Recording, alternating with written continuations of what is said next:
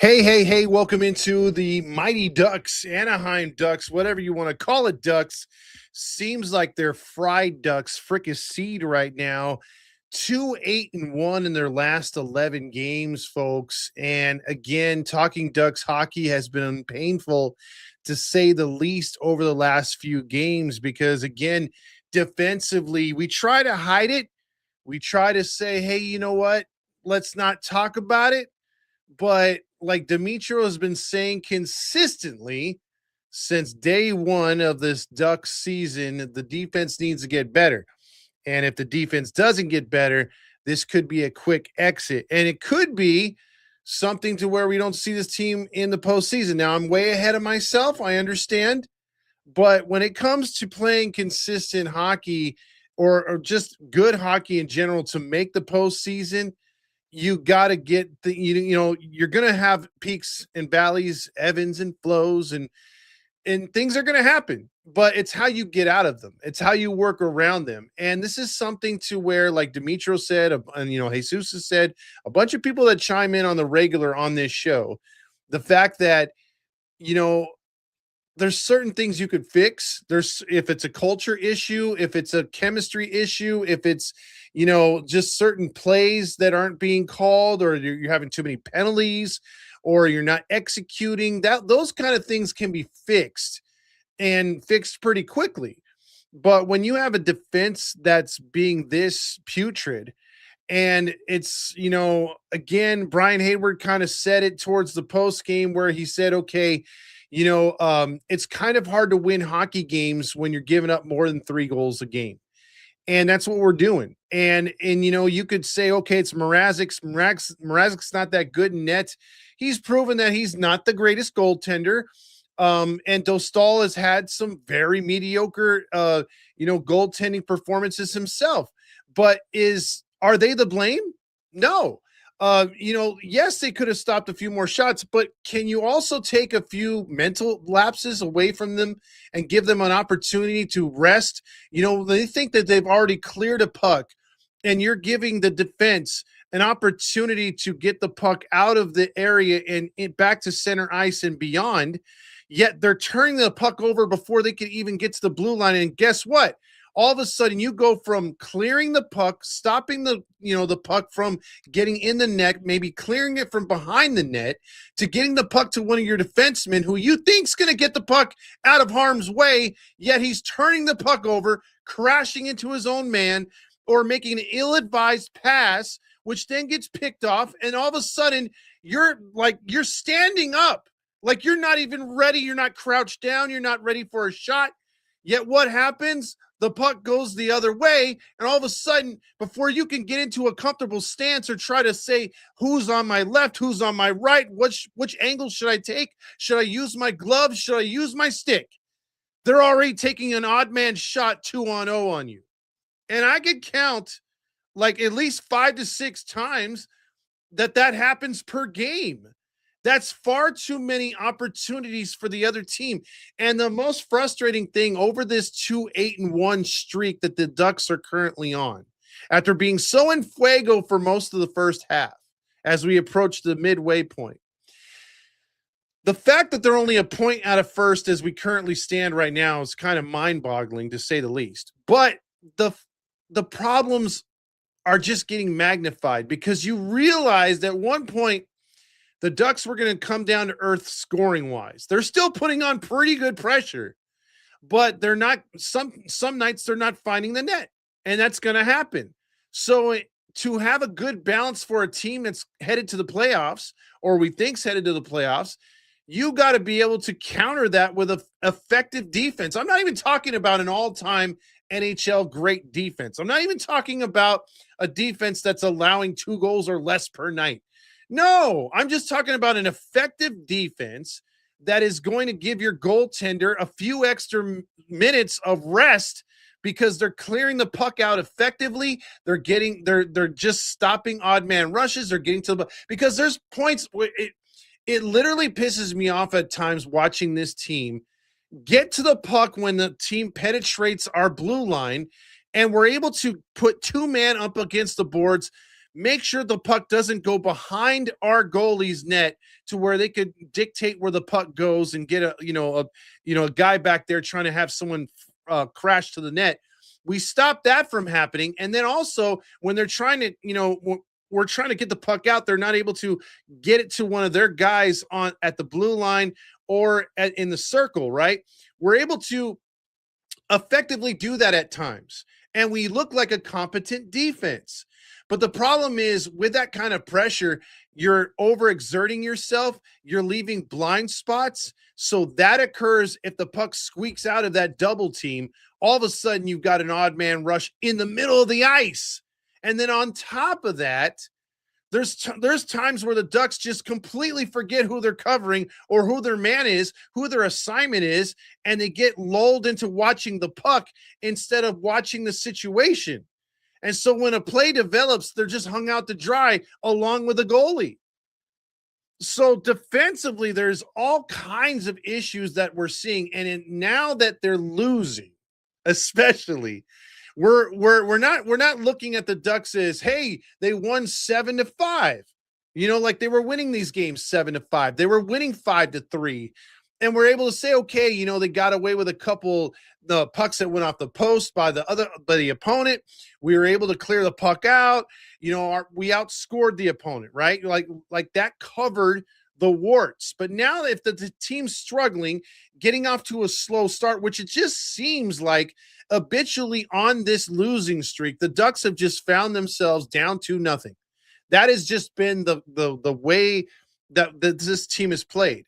It's just 2-0, 2-0, 2-0. Let's try to rally back. Let's try to rally back. You can only do that so many times. At some point, the defense needs to tighten up. And especially if you're looking to be in the postseason, do you think that we're going to get wide open offense and wide open hockey come playoff time? You and me both know, watching enough hockey, whether the Ducks were participants or not, that's not the case. Once you get to the postseason, it's another animal altogether. All of a sudden, all those chippy little penalties you can get away with rubbing a guy out, hitting him on center ice, getting those interference calls, the fighting, the pushing, the shoving, all that goes away. All the fast-paced up and down hockey is not right there, because now you got to earn it. It's more physical. It's more physical, but non-penalties. There's not the high sticking. There's not the hookings for the most part. That stuff's cleaned up. When you get to playoff hockey, it becomes harder to score. Then your passes have to be crisp. Then you got to know where your assignment's at defensively. Then you got to know where your player's at offensively. If they're going to crash the net, if they're going to stay out for a slap shot, if they're going to, give and go, all that kind of stuff. All of that matters. All the little things that you can get away with in the regular season need to be tightened up. You can't go in there with loose bolts. You have to be tightened up and ready to play. And Jesus says, where's Leo? And that's another thing that's hurt the Ducks. You could say, well, they've been scoring like 3 to 4 goals per game, but they're missing Uncle Leo. Uncle Leo was on a very good Paul Correa, Teemu Selanne, Ryan Getzlaf type of year, and he's fallen off due to nagging injuries, and also just, these guys, again, that's the problem with the way they've been playing. They've been overexerting themselves. They've been trying to play a lot faster, a lot better than they are. And when you're asking for this kind of pace for a team that's not used to it, they could possibly be getting burnt out. The mid-season, Olympics, the break, it could be very beneficial to this team. But if you're going to do something, you got to do it fast. And I'm talking about organizational wise. They got to do something very fast here. When it comes to, I've got, we got to shore up this defense. They got to make decisions where they're sticking with the kids and they're going to just grow and they're going to have the growing pains, because that's what we don't understand as a franchise that missed a couple rebuilds. Now they're finally in a rebuild ahead of schedule, but we got to understand, temper our expectations, because that's part of it. That this whole rebrand, this whole reconstruction, the whole youth movement that the Ducks are in, you're going to have ebb and flows, peaks and valleys, like we talked about at the start of this show. However, it's how you get through them, and we're going to also have growing pains. There's the growing pains that we're not taking into consideration. The growing pains are going to happen with this team because there's going to be mistakes. And again, we can't have all these flowers blossom at the same time. And so it's going to take some time. We're going to have our off nights, but this organization needs to figure it out. Is Dostal the man like we think he is? Can he clean up his act? Can we get defenders to help out Dostal? Veterans, winners, players that can fit Coach Q's system? Or are we going to ride it out with the rooks? Are we going to ride it out with the youth movement? It's a gamble either way because you want to save some of that salary cap. You want to keep some of that, the capital that we have in the minors and in the organization. But it's how much they believe in this team and how far they think it can go is how much they're going to put in. And I don't think it has anything, honestly, to do with money. I think it has to do with what are you going to mortgage and what exactly can you get for that mortgage? Is it worth it? Is it worth a 1 year rental, or can we somehow pry away a 2 to 3 year guy under control that we know is a crafty veteran that's not in the latter stages of his career, maybe in his early 30s or late 20s? If we can get a steal like that, that's what you got to consider right now, because as we go over the numbers for tonight and in this losing streak, which has been mind boggling, they've been outscored. They've been, they've been outshot. They've outshot the opponent and still lost. They've done a little bit of everything to lose in this streak. And it'd be one thing if they were, say, for instance, I don't know, 2, 4, and 5. At least get about 5 points in there, because in that 11 game stretch, you only have 5 points. That's not good, man. Again, they could still be in first place on a similar type losing streak. So the goals got started tonight. Chris Kreider, his 14th, a nice looking goal right there. Assist by Zellweger was 1-0. Mrazek late in the second period or first period gives up a goal to Justin Surdoff, his 6th of the year, assisted by McMichael, 17. Matt Waugh with his 12th assist. And then Surdoff again just 2 minutes later, or 3 minutes and 2 seconds later, with assist from Connor McMichael. Surdoff's 7th goal of the season makes it 2-1 Washington. Then Leonard in the second period gets it assist from Surdoff. So he has 3 points right there. Also Connor McMichael's second point of the night, 3-1. And then Surdoff finishes off the hat trick with assists from Leonard and McMichael. So McMichael, Leonard, Surdoff, those guys were the pain in the asses tonight. And then Alex Ovechkin, the ageless wonder right there, scores his 16th of the year, 912th goal of his career. Assist from Mike Fernavy, 10th assist, and Carlson's 22nd. Then the Ducks kind of wake up. Killhorn comes from the defense, crashes the net, scores a goal, and a nice turnover right there that the Ducks created to make it 5-2. Then Jacob Trouba, late assist from Scary Terry, his 27th assist of the year to make it 5-3. Then Becken Seneca scores his 14th goal, leading all rookies to make it 5-4. And at that point, you're thinking, holy shit, we may reach overtime, or the Ducks could win this in regulation. However, they had their opportunities. Becken Seneca had a beautiful pass. I forgot who got it to him, but he had just a bang bang play right in front of the goalie. He just couldn't flip it over the goalie stick side, because the goalie's a left-handed stick right there.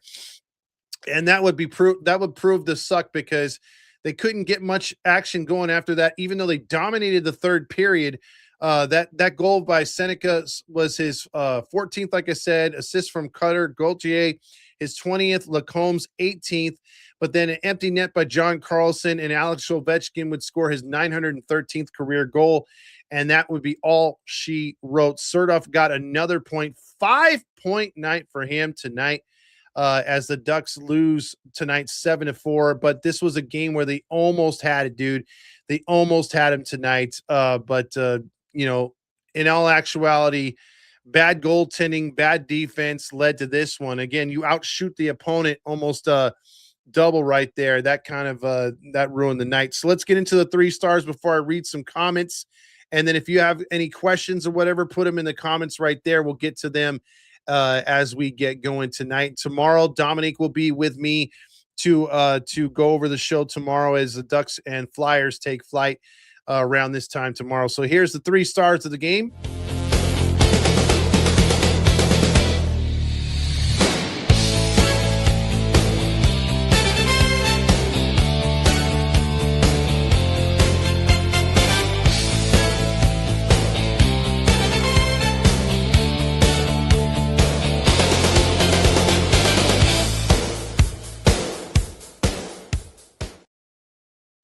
Well, 3 stars for me tonight. I'm going to give one to at least a Duck tonight, and Beckett Seneca. He played his ass off tonight. His stick handling was really good.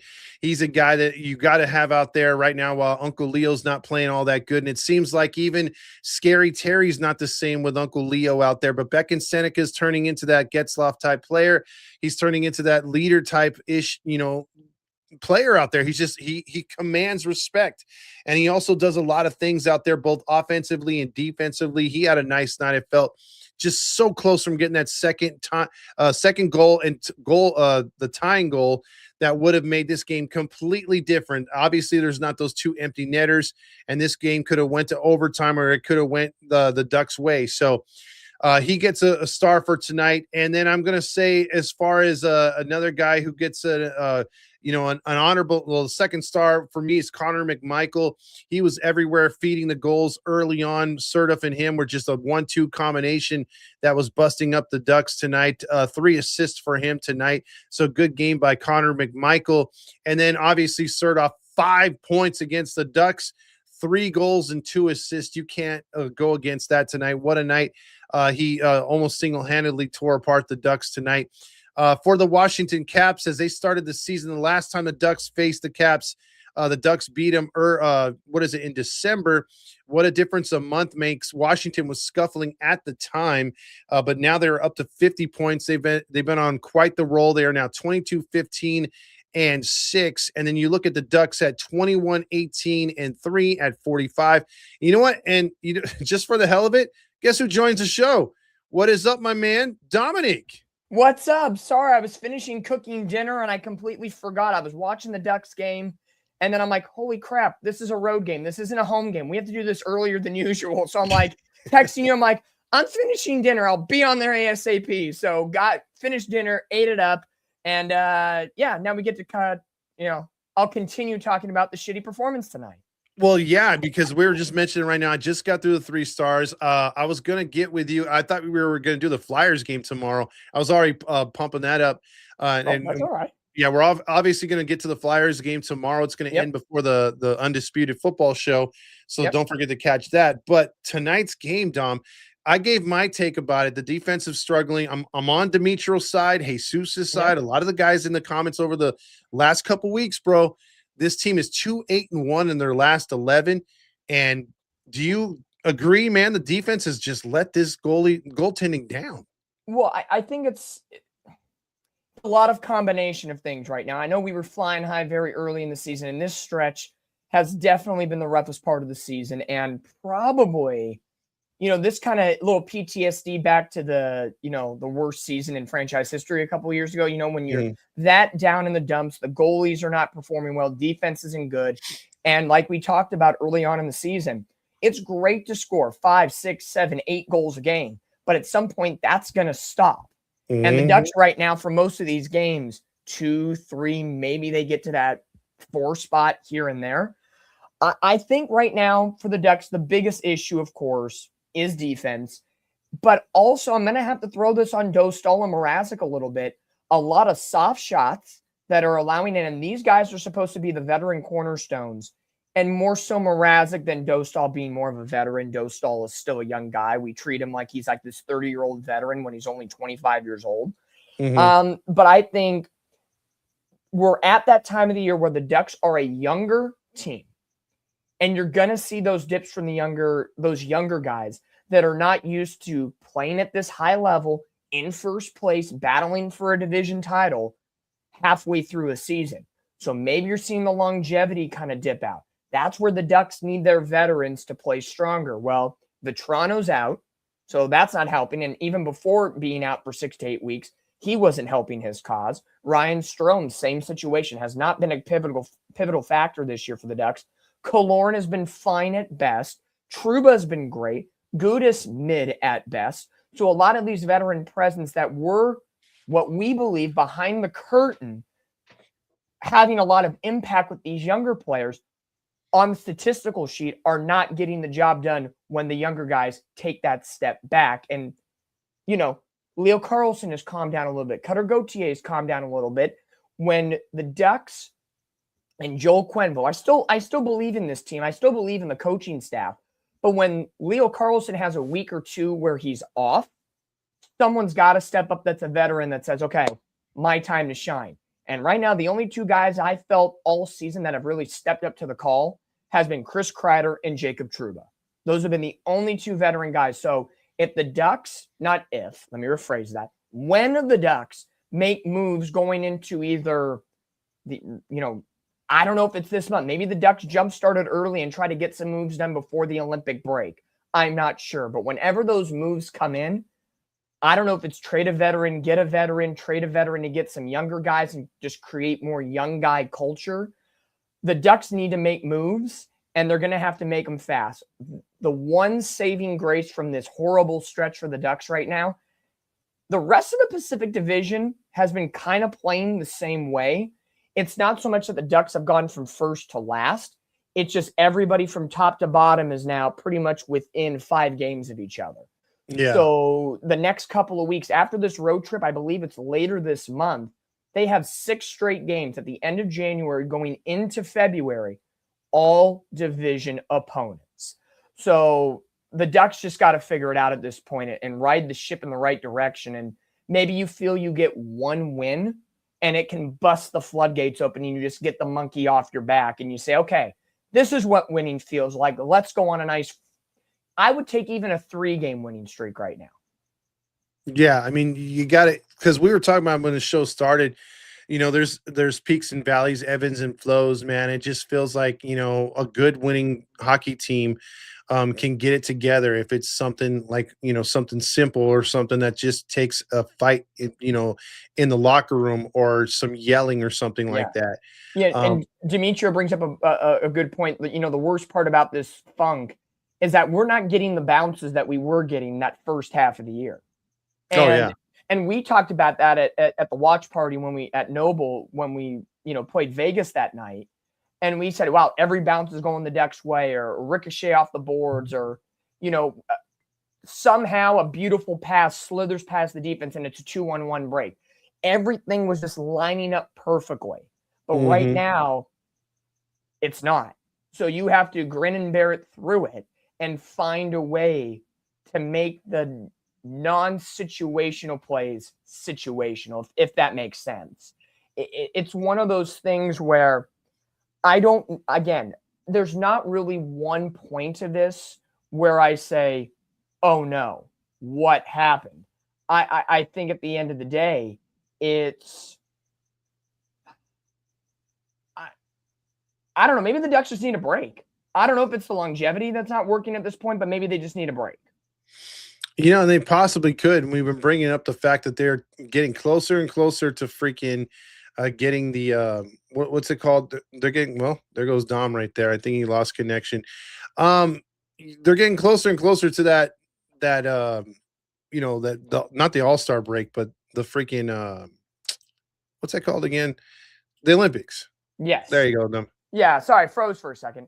But no, I think maybe you just do need that Olympic break at this point and say, hey, we need a fresh start. You need to clear your mind, get away from the rink for a couple of days.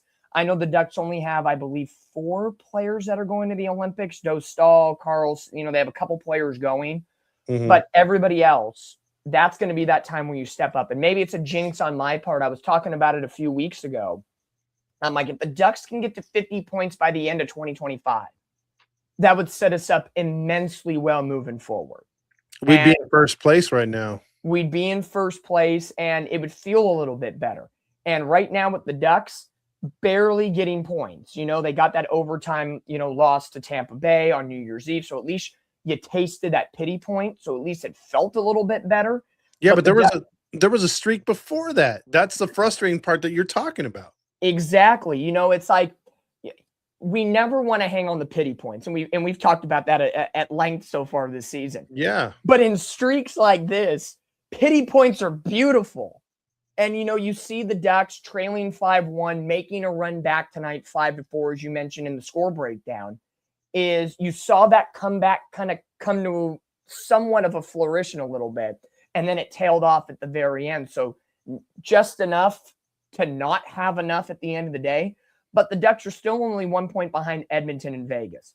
But the crazy part about it is Calgary, who was down in the dumps at the beginning of the year, they're now in 7th place and only 5 points behind us. So instead of massive separation from 3rd to 1st, it's the bottom teams that are now closing the gap, and it's anybody's game. And I mentioned before, I froze on camera, that end of January, it's Seattle, Calgary, Edmonton, Vancouver, Vegas, Seattle. The first 4 on the road, the last 2 at home. That I don't want to say that's going to make or break your season. I don't want to say that because there's a lot of games in March and April, there's still a lot of hockey to be played. But this road trip is important. Philly, Carolina, Buffalo. But then you got some dogs you got to play next. You're going to see Dallas again, who smashed 8 goals against you. You got the back-to-back with the Kings. That's not going to be easy. The Rangers, okay, I don't want to say it's easy, but it's East Coast hockey. And then you got Colorado, who's lost 2 games this year in regulation. Yeah, I mean, it's a gauntlet, man. Oh yeah, the entire season's a gauntlet. That's the thing about hockey is there's not like days past where you would have a team with maybe 100. Well, you may have that with the Avalanche this year, but you would have multiple teams with 100 points, and you may have a team finish with like 46, 52 points at the end of the year. It's no longer like that. You're going to see teams get to about 70 points and be in last place, 74 points, something like that. Because as I mean, I'm looking at the Pacific right now, and you got San Jose and Seattle, who also, in the preseason, when me and you talked in the first couple of games of the season, we're like, oh, okay, these teams are not going to be that good. So these are the teams you got to take advantage of. Bottom feeders being 2 points back of you. that's scary. But if you think about it, theoretically, or not even theoretically, critically, the Ducks should be a bottom feeder too, because we're still coming out of this rebuild, right? Oh yeah, we shouldn't be here. I feel we, like, in theory, right, by many pundits, we should be like where San Jose is, in the 5th, 6th, 7th spot, battling to get up, but we're kind of ahead of the curve in that ground, which is great. I'd rather be above the curve than below the curve.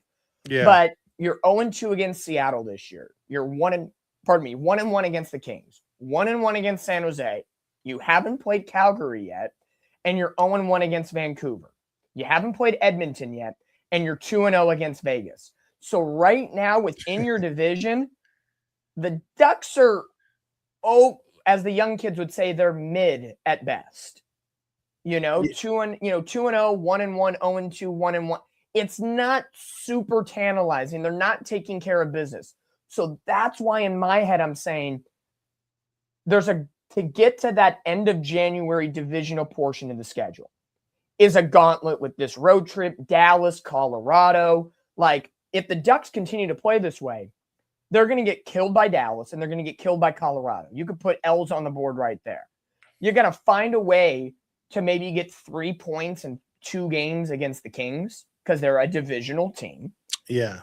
But then you have the Kraken, who you haven't been able to figure out quite yet. You play them twice in a week span.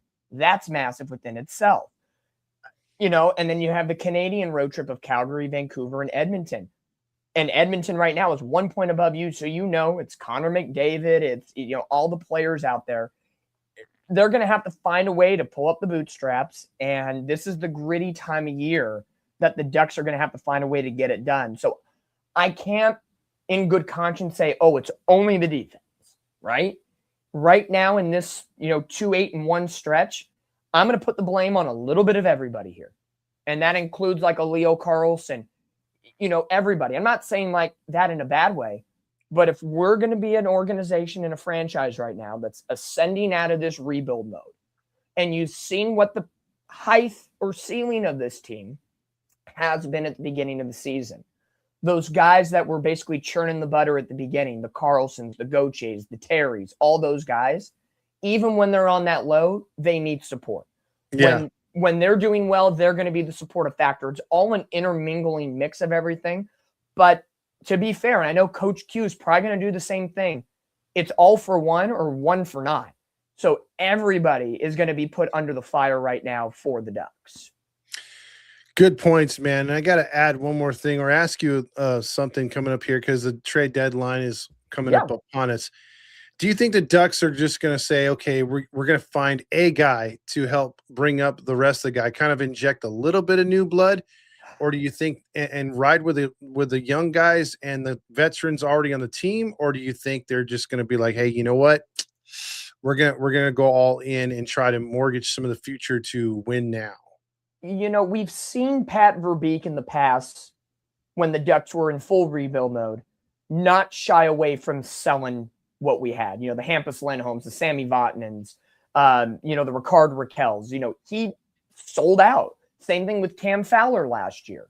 So he's not afraid to make the moves to sell. We've never seen Pat Verbeek in a buy mode, right? Because the Ducks have been. So this is at uncharted territory. If I had to take a guess, you got Quenneville. You've had this incredible start to the season with the first big hiccup of the year. I would say the Ducks are probably in a mode where they make one or two moves. They're not going to mortgage the farm, I think, and make 4, 5, 6 moves and completely change the chemistry of this team. But I could see the Ducks making one or two moves. If it's one forward, one defenseman, two defensemen, hell, I wouldn't throw anything out of the equation of saying, hey, Mrazek, you're out the door. Let's bring in a new goalie. Mm-hmm. Stranger things have happened. Am I right? So, the Ducks still have a lot of free agent cap space into the next offseason. And I think whatever happens this year, if it's, for the pure optimist out there, Stanley Cup bound or just making the playoffs or staying competitive to the end, even if we miss the playoffs, I think the Ducks have something to build on this year when it comes to attracting upcoming free agents into maybe enticing some trade bait from other teams to offload some money. I don't know what that balance is going to be, but definitely I would love to see the Ducks make at least two moves. If you can make two moves, inject a little bit of different life into this team, and what some people would say, trim the fat. Because right now, what would be the fat trimmed? Probably someone like a Strome, someone like a Vetrano. Vetrano's injured right now, so probably not much another team would want for him. Do you get fancy and give up a young player? Maybe. I don't think, I think definitely Carlson, Terry, Gauthier, McTavish, Lacombe, all those guys are signed. They're hands off the board. But what about like a Pavel Minchikov? Someone who had some problems in the beginning of the season with playing time, but he's been playing much better of late since that whole situation happened. Insert player name here. We can make a conversation for if he's in or out. My hope, to answer your question, I would say two players, if we could add to this roster and find some way to make it happen, inject a little life. And if that's all we need to get us over that little hump, then great. Then it works out for the better. I agree. I mean, something's got to happen because, again, whether it's a trade, no trade, whether it's a sit down, closed door meeting, because I'm sure they've had those as well. Yeah. There needs to be some kind of change because defensively, there's no way of looking around it now and sugarcoating it. There are liability out there. And it's only, and again, like you said, to your point too, the goaltending hasn't been phenomenal. No. We don't have Dominic Hasek out there either. But I mean, we just have not played the puck good, dude. And I would say, I think a comment earlier, I don't know if it was Jesus or Demetrio talking about Joe Stahl's. Let me find it right here. Jesus said it. Has the goalie coach changed Joe Stahl's goaltending style a little bit through these struggles? That's a great question. I would love, how they have hard knocks in the NFL in the offseason and in season? God, I would love the NHL to do something like that. To get unprecedented coverage during an NHL season, like even if it's just for like a month in the life of an Anaheim Duck. Oh, yeah. That would be hella amazing. I would guess if you have your goalie who you've pretty much given the keys to the castle, you traded Gibson away and Joe Stahl's your guy, I'm sure the goaltending coach is working with him, and maybe they're trying to tweak some things. Is he 100% recovered from his injury that kept him out for a month? Who the hell knows? Maybe something's still lingering and they're just not saying it. I don't know. From what I've seen from Dostal, from the untrained fan perspective eye, nothing really seems totally different. Like, I'm not seeing like a whole different goaltender out there, mechanically speaking. So to answer Jesus' question, I don't know. You hope that they're coaching him up, right? And trying different things and seeing what works and what doesn't. And for tonight's game, when was the last time we saw Peter Mrazek? Yeah, it's been a while. It's been a while. So for him to come in and be asked on the front end of this back-to-back, and I think that's the best part of tonight's game. The Ducks get to go out and erase it from memory tomorrow morning when they wake up and go back out there. And tomorrow's going to be an emotional game because you're going to face two former Ducks in Trevor Zegras and Jamie Drysdale. And you know Trevor Zegras is going to be chomping at the bit at this game. Oh, yeah, he wants this one. And I'm sure Cutter Gauthier is going to be chomping at the bit at this game as well. So I'm going to expect a high-flying act in that sense. And I liked what I saw from the Ducks tonight. There was some good to take out from this game. They outshot Washington in every single stripe tonight, 45-29. And I know you went through the statistical breakdown. But there were good moments from this Ducks team tonight. And for me, I felt like I've seen them fight in this game more than they have in some of their recent losses. So for me, fantastic, great, but unfortunately, it doesn't give the results that you want. And to that point, Peter Mrazek, last time he came in off the bench against San Jose on December 29th. Last time he actually started a game was in that, that was a pinch against Dallas. November 30th against Chicago was the last time he physically started a game. He came in twice in relief of Dostal or whoever was in net, through the injuries. And then bada bing, bada boom, he gets the starting role tonight against a first-place Washington Capitals team. So tough break for Peter Mrazek. Like, you're getting your ass thrown in the fire very quickly to kick off a road trip. Yeah, and another team that was supposed to be starting over and not playing too good is 9 games over 500, and that's Philadelphia, 4 games ahead of us. Yeah. So, yeah, they're not exactly the team that we're going to, hey, let's go in there and show Zegras who's boss. No. It might be the other way around, like you said. He's chomping at the bit to get a little revenge on the Ducks. That's about what I got for tonight. Anything else you want to add to that? Because I didn't do Hoser of the night. I did do the 3 stars. So you want to handle Hoser? Sure. Let me quickly go through the box score where we have 8 seconds while the Hoser music plays. There you go.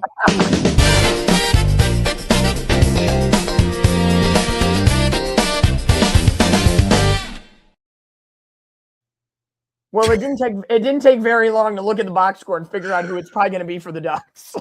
Yeah. There was good moments for the Ducks tonight, but talked about him a minute ago, and he just hasn't had a great, I don't want to say start to the season. Well, he started on the season on the injured reserve, so that doesn't help your cause. No. He just hasn't found a rhythm, hasn't gotten things going, and I don't know how he truly fits into this Joe Quenneville system.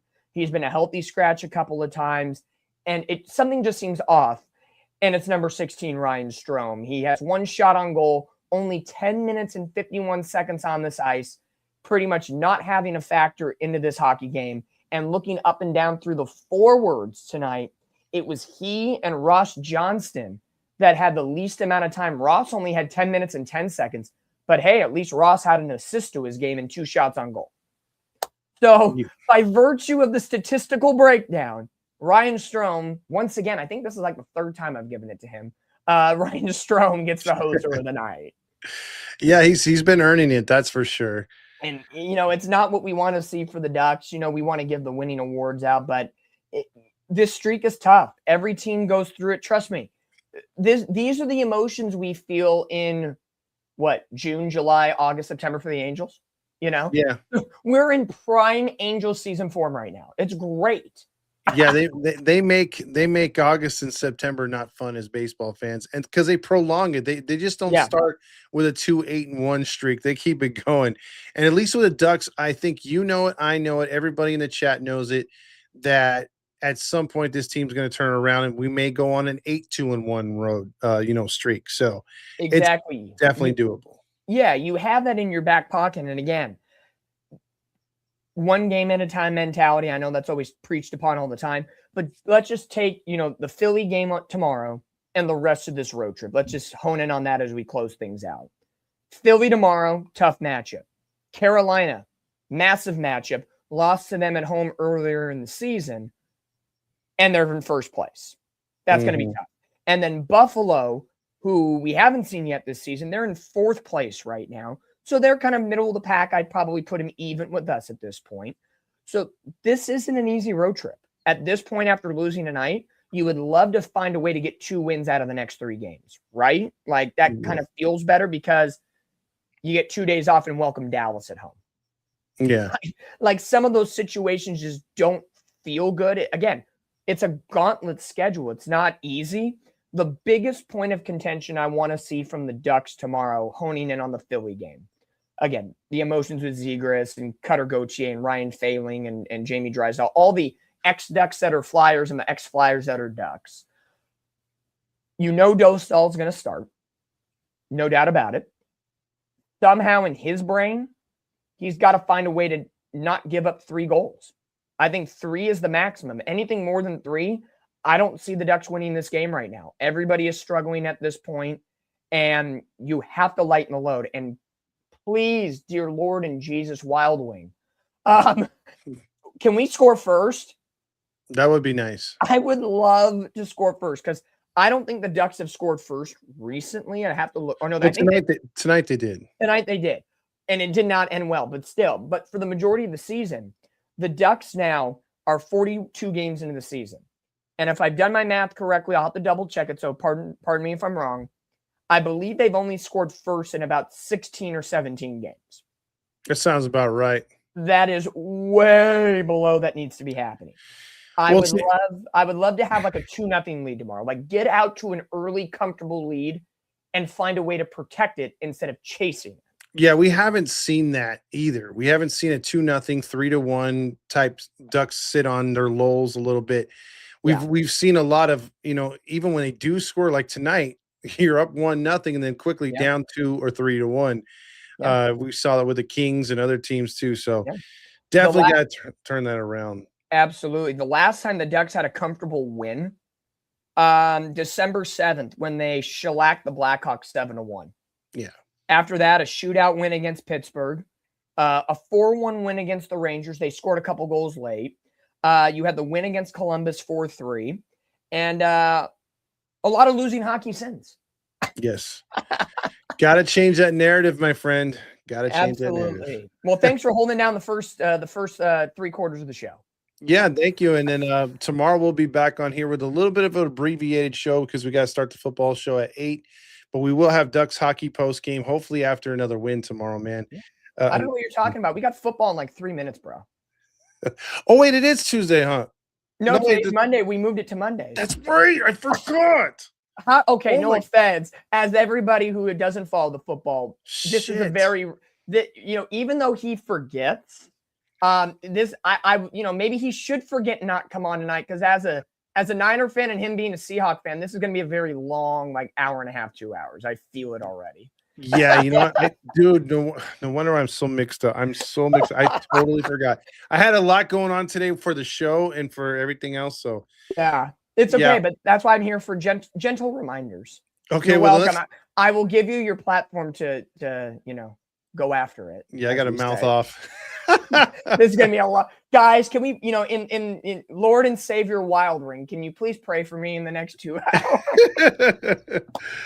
All right, dude. Well, we'll get to it. Let me hop off of here, and then I guess Randy should have this. He's already got it set up. So for the Ducks fans out here, let's try tomorrow. Let's snap a losing streak and put it into a winning form tomorrow. And don't forget, January 16th, Todd and I are going to be at Noble Ale Works for a watch party. Am I right? Oh yeah, we're gonna pump that sucker up a Friday night. Ducks Kings. Let's go. Let's go. Cheers, guys. Enjoy. Let's get some winning hockey back tomorrow.